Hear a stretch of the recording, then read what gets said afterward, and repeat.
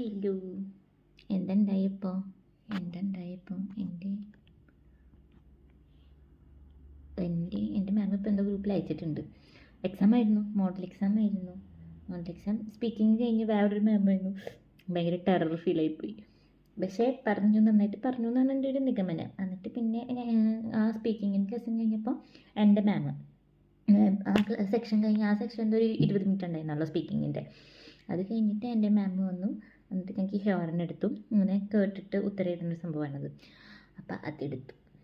അത് ഞാനും എൻ്റെ കൂടെയുള്ള ചേട്ടനും കംപ്ലീറ്റ്ലി ഡിഫറെൻ്റ് ആയിട്ട് ആൻസേഴ്സ് എഴുതി വെക്കുന്നത്. രണ്ടുപേരും മാറിയിട്ട് എഴുതി വെക്കുന്നത്. 15 ക്വസ്റ്റ്യൻസ് ഉണ്ടായിരുന്നു. അതിൽ മൊത്തം രണ്ടുപേരും വ്യത്യാസമായിട്ട് എഴുതി വെക്കുന്നത്. ചില ക്വസ്റ്റ്യൻസ് ഞങ്ങൾ സെയിം ആയിട്ട് ഉത്തരം എഴുതിയിട്ടുണ്ട് കേട്ടോ. അപ്പോൾ ചിലപ്പോൾ എന്താണാവോ ഉണ്ടാവാൻ പോകുന്നത്. അപ്പോഴേക്കും ഞങ്ങളുടെ സ്പീക്കിങ്ങിൻ്റെ മാർക്ക് വന്നായിരുന്നു. അപ്പോൾ മാം പറഞ്ഞത് നന്നായിട്ട് രണ്ടുപേരും പെർഫോം ചെയ്തു എന്നാണ് മറ്റേ എക്സാം എടുത്ത മാം പറഞ്ഞത്.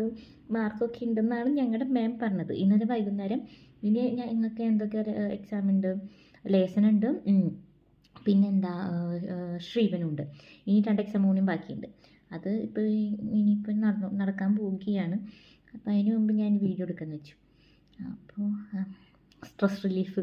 ഞാനിത് ഫ്രണ്ട്സൊന്നും എഴുന്നേറ്റിട്ടില്ലല്ലോ. അപ്പോൾ നമ്മുടെ എക്സാമിൻ്റെ കാര്യം പറയാൻ വേണ്ടിയിട്ട് ഫ്രണ്ട്സിനോട് പറയാൻ പറ്റില്ലല്ലോ.